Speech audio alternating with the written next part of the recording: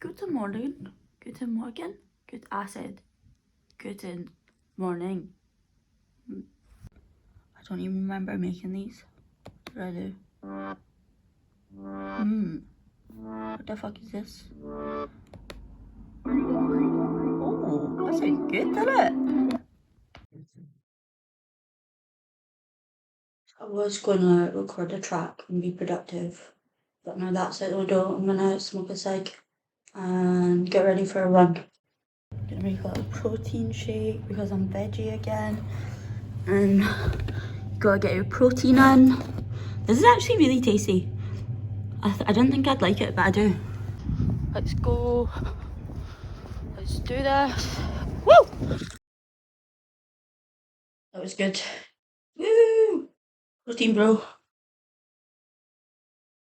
Feel divine. Look at that light. Woo! Power. Anyway, talking about addiction can be low-key really embarrassing, right? Because one minute you're getting sober, and then all of a sudden you relapse. And it's like, wait, you can't do it. But evidently I can't. But I can, and I will. And sobriety can look different for everybody, and that's fine. Like, one thing I've learned being an addict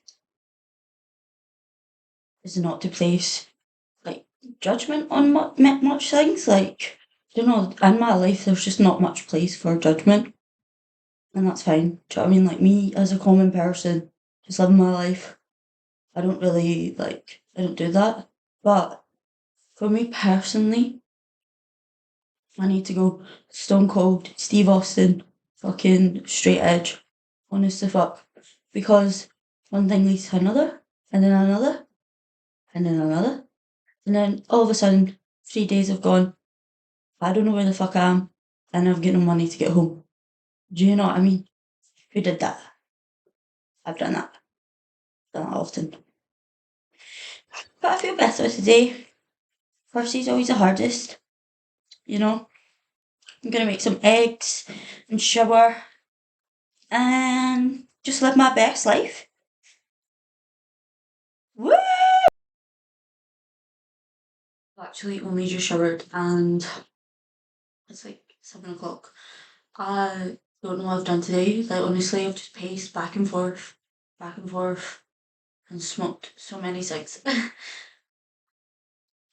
But basically, I am now starting to come off on my antipsychotics. We are working towards minimizing them and moving on from them, really. Because they don't work for me, you know, like they've never worked, so and it's not doesn't suit my diagnosis. But basically, going back to when I was in the hospital, I got discharged, and yeah, that's a whole other ballgame. Like, it's an assessment. Like, you have to keep a poker face, even though you're not okay and you're going insane. And you know, I just wanted to get out. But basically, who puts someone with substance abuse issues on like the strongest type of antipsychotic, like who then becomes dependent on a prescription drug? But basically, once you get discharged, like nurses come to your house to make sure that you're okay and um like you're taking all your meds and stuff.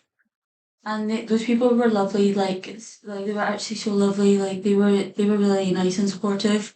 But then after that, you get a phone call appointment from a psychiatrist, and it was a different psychiatrist than what I got discharged from. So I'd never met a psychiatrist before, and like they're phoning you and asking you questions. And basically, I just did whatever I had to do to cut all ties with them, and I did not trust this institution one bit. Like, honestly, one bit, I did not trust them in my life. I did not trust them, like, honestly, like, I just didn't trust them. Like, they were just so shady, like, but basically, after that, I got left to my own devices on antipsychotics, and the doctors, different from a psychiatrist, that your GP have no clue about antipsychotics. And I would be like, so when the psychosis starts, can I take one more tablet? Like if I've already taken the tablet. And they were like, yeah, that's fine. And I'm in England, so the prescriptions are, you pay for them. And I would be getting like loads of prescriptions, just taking like 30, 40 milligrams. I started on 2.5 milligrams. I'd be taking like 30, like 40 milligrams or whatever. And then like it's not good. Like there's side effects with that as well, obviously. But basically once I had moved back from London to Scotland, like I was then like, okay, I need professional help. I was in a better place as well, like so I reached out to my GP and then they put me in contact with the mental health team. When I told the psychiatrist that like I was taking that amount of antipsychotics, she was just like, what the fuck? Because like you can die. I was like, what? I didn't know that. Like it fucks up your heart. You can honestly die. Like the maximum dosage for someone your age is like 20 milligrams or something. And basically, this is why so okay, that's one thing. I had to go to the hospital and get like my heart checked. Always good. And yeah, it's one thing like olanzapine is treated for schizophrenia disorder and bipolar disorder.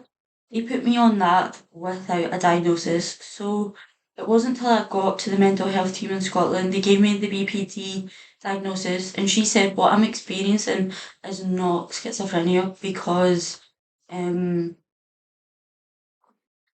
the antipsychotics would have worked and these didn't. So it was more the psychosis I was experiencing was to do with my mood. So if I get too hyper, I experience psychosis, or if I get too low, I like experience psychosis. And yeah, basically my point is I am now working towards coming off the antipsychotics. So now I'm on a dosage of 7.5. And basically it's quite scary because like I now can't sleep without them. Um yeah, it's been a good day. Good day for healing. Yeah. I think since being sectioned, like not much like I don't fear a lot anymore. And like being scared and having fear are two separate things. But but I actually fear like good things, like because you're nervous. Like my nervous system is used to chaos and like fear peace. And I fear like good things happening to me. And I fear this guy right here because no one has ever damaged me more than what I have done to myself. And yeah, I fear the light. Like